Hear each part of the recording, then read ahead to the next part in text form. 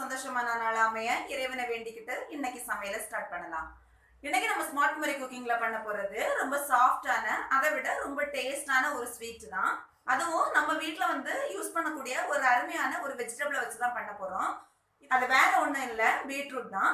இந்த பீட்ரூட்டை வச்சு ஒரு பீட்ரூட் பர்ஃபி எப்படி பண்றது அப்படின்னு பார்க்கலாம். அது பண்றதுக்கு முன்னாடி அதுக்கு என்னென்ன வேணும் அப்படின்னு பார்த்துடலாம் வாங்க.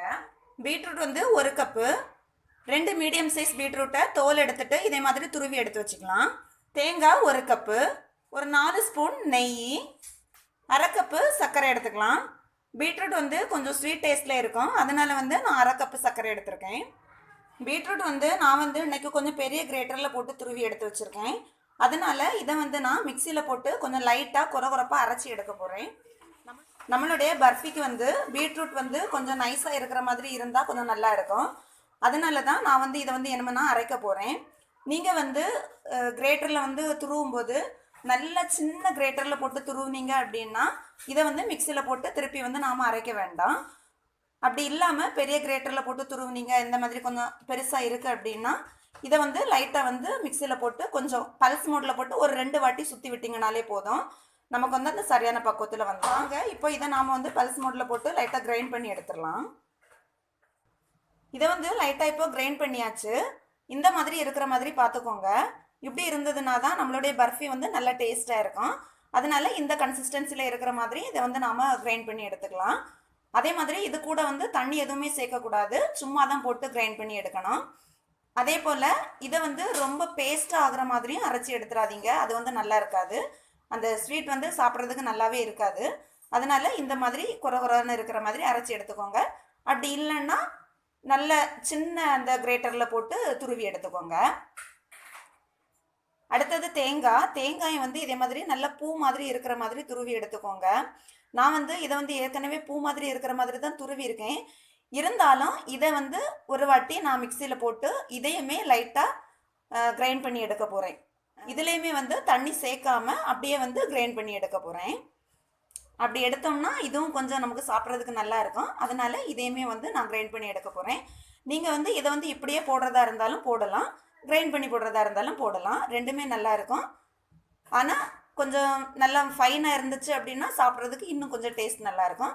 அதனால நாம் இதை இப்போ கிரைண்ட் பண்ணி எடுத்துடலாம். தேங்காய் கிரைண்ட் பண்ணியாச்சு. தேங்காய் நீங்கள் கிரைண்ட் பண்ணும்போது மிக்ஸி ஜாரில் தண்ணி ஒரு சொட்டு கூட இல்லாத மாதிரி பார்த்துக்கோங்க. ஜாரை கொஞ்சம் நல்லா தொடச்சிட்டு க்ளீன் பண்ணிவிட்டு அதை நல்லா தொடச்சிட்டு அதுக்கப்புறமா தேங்காயை போட்டு கிரைண்ட் பண்ணி எடுத்துக்கோங்க. அப்படி இல்லைன்னா அந்த ஜாரில் தண்ணி இருந்துச்சுன்னா தேங்காய் கொஞ்சம் சொதன்னு ஆன மாதிரி அரைஞ்சி வந்துடும். அதனால் ஜாரை நல்லா தொடச்சிட்டு அதுக்கப்புறமா கிரைண்ட் பண்ணி எடுத்துக்கோங்க. அவ்வளோதான், நம்மளோட இன்க்ரீடியன்ஸ் எல்லாமே ரெடி ஆயிடுச்சு. நாம் நம்ம பீட்ரூட் பர்ஃபி பண்ண ஆரம்பிச்சிடலாம். அடுப்பில் கடாய் வச்சுக்கோங்க. கடாய் சூடானதான் நாம் எடுத்து வச்சிருக்கிற நெய்யை இதில் சேர்த்துக்கலாம். நெய்யை சேர்த்துட்டு நாம் துருவி அந்த கிரைண்ட் பண்ணி வச்சுருக்க அந்த பீட்ரூட்டையும் இதில் சேர்த்துக்கலாம்.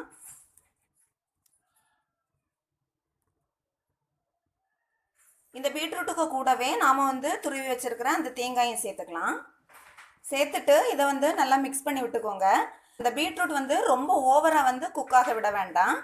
பீட்ரூட் அந்த பச்சை வாசனை போகிற வரைக்கும் நாம் இதை வேக வச்சு எடுத்தால் போதும். இப்போ இந்த பீட்ரூட்டோட பச்சை வாசனை போகிற வரைக்கும் நாம் இதை இப்படி கிளறி விட்டுட்டே இருக்கலாம்.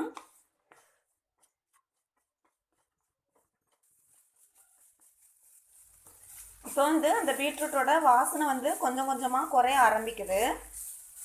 அந்த பீட்ரூட்டோட வாசனை கொஞ்சம் குறைஞ்சி நாம் சேர்த்தா அந்த நெய்யோட வாசனை தனியாக வர ஆரம்பிக்குது. இதை இன்னும் ஒரு 2 நிமிஷம் நாம் வதக்கி எடுத்துக்கலாம். இப்போ அந்த பீட்ரூட்டோட பச்சை வாசனை நல்லாவே போயிருச்சு. நாம் சேர்த்தா அந்த நெய்யோட வாசனை தான் ரொம்ப நல்லா வந்துட்டுருக்கு. இதை என்னமே நாம் வதக்க வேண்டாம். இந்த ஸ்டேஜில் நாம் எடுத்து வச்சுருக்கிற அந்த சுகரை இதில் சேர்த்துக்கலாம். சேர்த்துட்டு இதை நல்லா மிக்ஸ் பண்ணி விட்டுக்கோங்க. நாம் சேர்த்துருக்க இந்த சர்க்கரை என்னமோ லைட்டாக மெல்ட் ஆக ஆரம்பிக்கும். அது வரைக்கும் இதை இந்த மாதிரி கிளறி விட்டுட்டே இருக்கலாம்.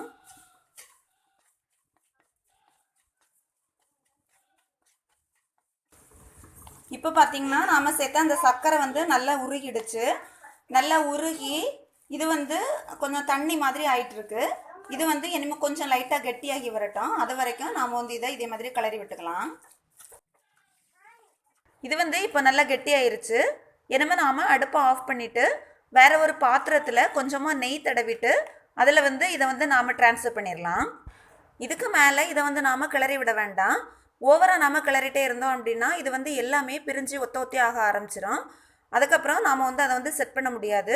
அதனால் இப்போவே வந்து இதை வந்து ஆஃப் பண்ணி எடுத்துடலாம். நெய் தடவி வச்சுருக்கிற இந்த பாத்திரத்தில் வந்து நாம் இப்போ ரெடி பண்ணி வச்சுருக்கிற அந்த பீட்ரூட் எல்லாத்தையும் இதில் சேர்த்துடலாம். நெய் அப்படி இல்லைன்னா எண்ணெய் தடவிக்கோங்க. வேறு பாத்திரத்தில் மாற்றிட்டு இதை வந்து இதே மாதிரி ஷேப் பண்ணி எடுத்துக்கலாம்.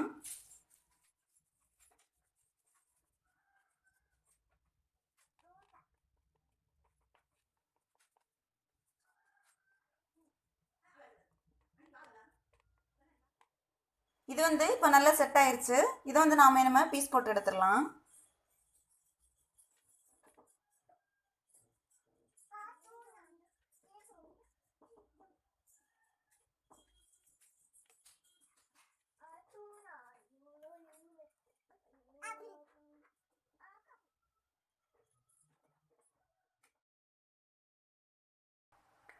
அவ்வளோதான், நம்மளுடைய சுவையான பீட்ரூட் பர்ஃபி வந்து ரெடி ஆயிடுச்சு.